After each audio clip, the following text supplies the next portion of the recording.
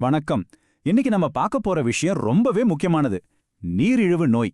இதை எப்படி சமாளிக்கிறதுன்னு அகத்திய மாமுனிவர் சொன்ன தெய்வீக வழிகாட்டுதல்களை பத்தி தான் தெரிஞ்சுக்க போறோம். யோசிச்சு பாருங்க, ஆயிரக்கணக்கான வருஷங்களுக்கு முன்னாடி சொல்லப்பட்ட இந்த விஷயங்கள் இன்னைக்கும் நமக்கு எப்படி உதவுதுன்னு பார்க்கலாம் வாங்க. சரி, இன்னைக்கு நாம என்னென்னலாம் பார்க்க போறோம்னு ஒரு சின்ன ஓவர்வியூ. முதல்ல ஆரோக்கியத்தை பத்தி அகத்தியர் என்ன நினைக்கிறாருன்னு பார்ப்போம். அப்புறம் சாப்பாடு விஷயத்துல அவர் சொல்ற கைடன்ஸ், நம்மளோட டெய்லி ஹேபிட்ஸ்ல செய்ய வேண்டிய சின்ன சின்ன மாற்றங்கள், உடற்பயிற்சி எவ்வளோ முக்கியம், கடைசியா அந்த மலைப்பாதை ரகசியம், எல்லாத்தையும் ஒன்னா பார்க்கலாம்.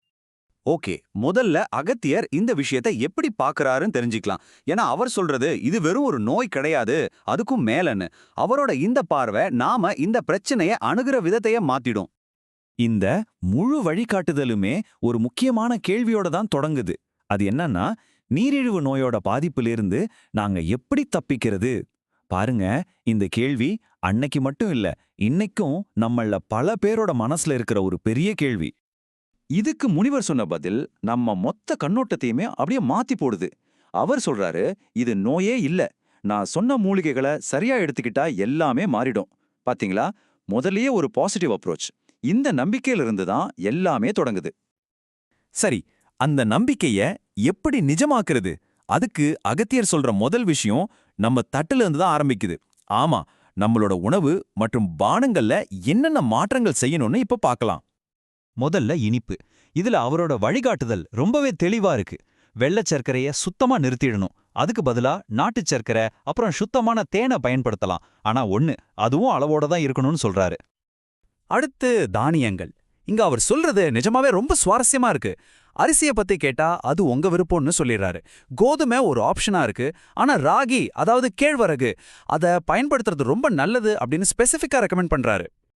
இது மட்டும் இல்லாம நம்ம சாப்பாட்டுல இன்னும் சில விஷயங்களை கண்டிப்பா சேர்த்துக்கணும்னு சொல்றாரு. அது என்னன்னா, ஆவாரம் பூ, நித்திய கல்யாணி, அப்புறம் நிறைய பச்சை காய்கறிகளும் கீரை வகைகளும். சரி, உணவு பழக்கத்தை மாத்தியாச்சு. அடுத்ததா நம்மளோட தினசரி பழக்க வழக்கங்கள். இங்க அவர் சொல்ற சின்ன சின்ன மாற்றங்கள் ஒரு பெரிய தாக்கத்தை ஏற்படுத்துற சக்தி கொண்டவள். இப்போ டீ காஃபிக்கு பதிலா ஒரு ஆரோக்கியமான மாற்றுப்பானம் பத்தி சொல்றாரு. ரொம்ப சிம்பிள். முதல்ல தண்ணிய சூடு பண்ணிக்கோங்க, அதுல ஃப்ரெஷ்ஷான எலுமிச்சை சாறு கொஞ்சம் சேருங்க, கடைசியா சுத்தமான தேன் கலந்து குடிங்க. பாருங்க, எவ்வளவு எளிமையான ஒரு விஷயம். அடுத்து வர்ற இந்த அட்வைஸ் ரொம்பவே யூனிக்கானது. அவர் சொல்றாரு, வாயில சுரக்கிற உமிழ்நீரை அடிக்கடி விழுங்கிக்கிட்டே இருக்கணும். யோசிச்சு பாருங்க, இதுக்கு எந்த செலவும் கிடையாது. ஆனா ரொம்ப முக்கியமான ஒரு பழக்கமா இதை அவர் சொல்றாரு. உணவு பழக்க வழக்கங்கள்னு பார்த்தாச்சு. அடுத்து இயக்கம், அதாவது மூமெண்ட். இதுதான் மருந்துன்னு சொல்றாரு. ஆனா இதுல முயற்சியும் பொறுமையும் எவ்வளவு முக்கியம்னு ரொம்ப அழகா விளக்குறாரு. இங்க ஒரு முக்கியமான சவால் வருது. நிறைய பேர் கேட்கிற கேள்விதான் இது. நாங்க தினமும் வாக்கிங் போறோம், ஆனா கெட்ட கொழுப்பு மட்டும் குறையவே மாட்டேங்குதே. இது நம்மள பல பேர் அனுபவப்படுற ஒரு நிஜமான பிரச்சனை. இதுக்கு அகத்தியர் சொல்ற பதில் நம்ம எல்லாருக்குமான ஒரு பாடம். அவர் சொல்றாரு, பல நாள்ல சேர்ந்தத ஒரே நாள்ல நீக்க முடியாது. இத நீங்க முதல்ல புரிஞ்சுக்கணும். இது எவ்வளவு பெரிய உண்மை பாருங்க. குணமாகிறதுங்கிறது ஒரு பயணம், அது ஒரு மேஜிக் அல்ல.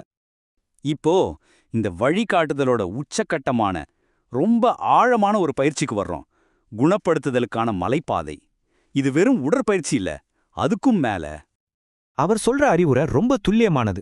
மாசத்துக்கு ஒரு முறை, ஜஸ்ட் ஒன்ஸ் அ மந்த், ஒரு மலை மேல ஏறி இறங்கணும். சரி, எதுக்காக மலை ஏறணும்? அங்கதான் முக்கியமான விஷயமே இருக்கு, வியர்வை. அகத்தியரோட போதனைப்படி நாம கடுமையா உடலுழைப்பு செய்யும்போது வர்ற வியர்வை நம்ம உடம்புல இருக்கிற அசுத்தங்களையும் நோய்களையும் வெளியேற்றுற ஒரு இயற்கையான வழி. அவரோட வார்த்தைகள்ல இதை நேரடியாவே பார்க்கலாம்.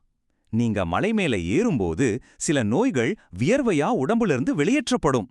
இதுல உடல் உழைப்பும் உள் சுத்திகரிப்பும் எவ்வளவு அழகா இணைக்கப்பட்டிருக்கு பாருங்க. ஆக அகத்தியரோட இந்த எல்லா வழிகாட்டுதல்களையும் பார்க்கும்பொழுது நம்ம மனசுல ஒரு கேள்வி எழும்புது. இன்றைய நவீன ஆரோக்கியத்துக்கான பாதை ஒருவேளை நம்மளோட இந்த பழமையான ஞானத்துல தான் மறைஞ்சிருக்கா? இத பத்தி நீங்க யோசிச்சு பாருங்க.